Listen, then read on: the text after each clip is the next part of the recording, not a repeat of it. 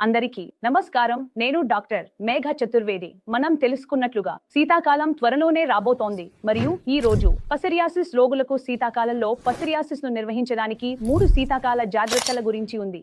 పసరియాసిస్ చల్లని నెలల్లో ఎక్కువగా పెరిగే అవకాశం ఉండడంతో మీ చర్మం మరియు శరీరాన్ని ముందుగా బాగా సిద్ధం చేసుకోవడం చాలా ముఖ్యం. తద్వారా ఫ్లేరప్లను తగ్గించి మీ పరిస్థితిని నియంత్రణలో ఉంచవచ్చు. కాబట్టి మీరు ఈ రోజు నుండే అనుసరించగల కొన్ని సరళమైన ప్రాయోగిక సూచనలలోకి దూకుకుందాం. వాతావరణం చల్లగా మారినప్పుడు గాలి పొడిగా మారుతుంది. ఇది చర్మం నుండి మాయిశ్చర్ తీసివేసి పసరియాసిస్ ప్యాచ్లను ఇన్ఫ్లేమ్ చేస్తుంది. చీలికలు ఏర్పడతాయి. కాబట్టి పసరియాసిస్ ప్యాచ్లను నిర్వహించడానికి స్నానం తర్వాత మరియు నిద్రకు ముందు రసాయనాలు లేని మాయిశ్చరైజర్ ను అప్లై చేయండి. సిఐఆర్ సిఫారసు ప్యాచ్లను కోసం ఒక లోషన్ ఉపయోగించండి. మీరు కొబ్బరి నూనె, నిమ్మ నూనె లేదా నువ్వుల నూనె వంటి ఆయుర్వేద నూనెలను కూడా ఉపయోగించవచ్చు. ఇవి సహజంగా మాయిశ్చర్ ను నిలుపుకోవడానికి మరియు ఇన్ఫ్లేమ్ ప్రాంతాలు సాంత్వనకు చాలా మంచివి. మర్చిపో, ఈ శీతాకాలంలో ఎప్పుడూ ఈ విధానం అనుసరించు మరియు చర్మం ఇంకా తడిగా ఉన్నప్పుడు స్నానానికి వెంటనే మాయిశ్చరైజర్ అప్లై చేయి. అందువల్ల హైడ్రేషన్ ను నిలుపుకోవచ్చు. రెండవ దశ మీ స్నానానికి ఉపయోగించే నీరు. శీతాకాలంలో వేడి నీటిలో స్నానం చేయడం కంటే మంచి అనుభూతి లేదు. కానీ పసరియాసిస్ రోగులకు వేడి నీరు మీ చర్మానికి దుష్ట శత్రువుగా మారవచ్చు. ఇది సహజ నూనెలను తీసివేస్తుంది, మీ చర్మాన్ని పొడిగా మరియు క్లేరప్లకు గురి చేసేలా చేస్తుంది. స్నానం లేదా షవర్ తీసుకోగా తక్కువ వేడి నీటిని ఎంచుకో. మీ షవర్ను చిన్నగా ఉంచండి మరియు వెంటనే తర్వాత సిఐఆర్ ఆయుర్వేద సోరియా శరీర లోషన్తో మాయిశ్చరైజ్ చేయండి. తరువాత నేను శీతాకాలంలో ఇంట్లో వేడి మరియు హీటర్ల ఉపయోగం గురించి మాట్లాడుతున్నాను.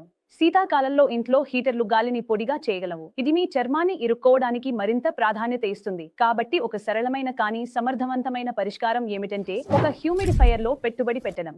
ఇది గాలిలో మాయిశ్చర్ ను నిలుపుకోవడంలో సహాయపడుతుంది, మీ చర్మం పొడిగా మారకుండా కాపాడుతుంది. మీరు ఎక్కువ సమయం గడిపే మీ బెడ్రూమ్ లేదా నివాస ప్రాంతంలో దాన్ని ఉంచండి. శీతాకాలంలో హీటర్ను అధికంగా ఉపయోగించకండి, ఎందుకంటే కొన్ని సందర్భాల్లో ఇది పసరియాసిస్ ఫ్లేరప్కు దారితీయవచ్చు. ఇప్పుడు హ్యూమిడిఫైయర్ తో హీటర్ను మితంగా ఉపయోగించండి. మరొక ముఖ్యమైన సూచన, మీ శీతాకాల దుస్తులను జాగ్రత్తగా ఎంచుకోండి.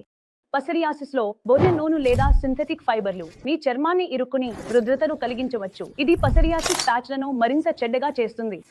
కాబట్టి మీ చర్మానికి మృదువుగా శ్వాస తీసుకునే కాటన్ లేదా సిల్క్ వంటి ఫాబ్రిక్స్ ను ఎంచుకోవాలి. మీ చర్మాన్ని కాపాడటానికి ఎప్పుడూ బరువైన దుస్తుల కింద కాటన్ పొరలు ధరించండి.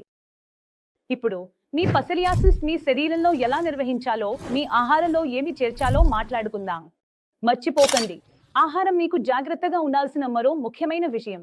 ఎందుకంటే ఆరోగ్యకరమైన ఆహారం మీ పసరియాసిస్ ప్యాచ్లను నిర్వహించడంలో మరియు మీరు త్వరగా కోలుకోవడంలో సహాయపడుతుంది. కాబట్టి మీరు ఏమి తింటారో అది మీ చర్మ ఆరోగ్యాన్ని, ముఖ్యంగా సీజనల్ మార్పుల సమయంలో ప్రభావితం చేయవచ్చు. విరోధి ప్రజ్వలనం ఆహారం పసరియాసిస్ ను నియంత్రించడంలో సహాయపడుతుంది.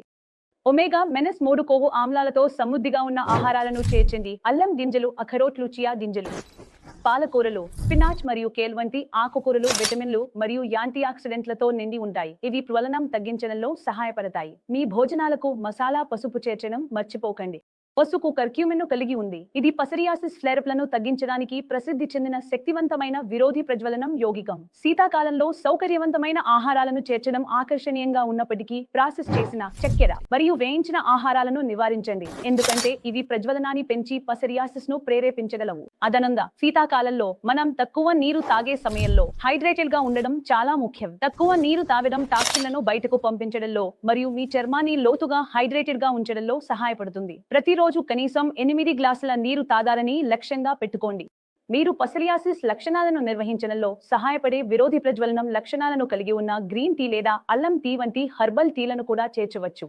చివరగా, శీతాకాలంలో సూర్యకాంతి తగ్గినందున పసరియాసిస్ రోగులకు విటమిన్ డి స్థాయిలలో తగ్గుదల అనుభవించవచ్చు. కాబట్టి రోజుకు కనీసం 10 నుంచి 15 వరకు నిమిషాల సూర్యకాంతి పొందడానికి ప్రయత్నించండి. అది సాధ్యం కాకపోతే మీ డాక్టర్ను సంప్రదించిన తర్వాత విటమిన్ డి సప్లిమెంట్ తీసుకోవాలని పరిగణించండి. ఇది చర్మ ఆరోగ్యానికి కీలకమైన పాత్ర పోషిస్తుంది మరియు పసరియాసిస్ ఫ్లేరప్లను నియంత్రించడంలో సహాయపడుతుంది. కాబట్టి నేటి వీడియో కోసం అంతే. ఈ శీతాకాలానికి ముందు జాగ్రత్తలు తీసుకోవడం ద్వారా మీరు మీ పసరియాసిస్ ను మరింత సమర్థవంతంగా నిర్వహించవచ్చు మరియు చల్లని నెలల్లో ఫ్లేరప్లను తగ్గించవచ్చు.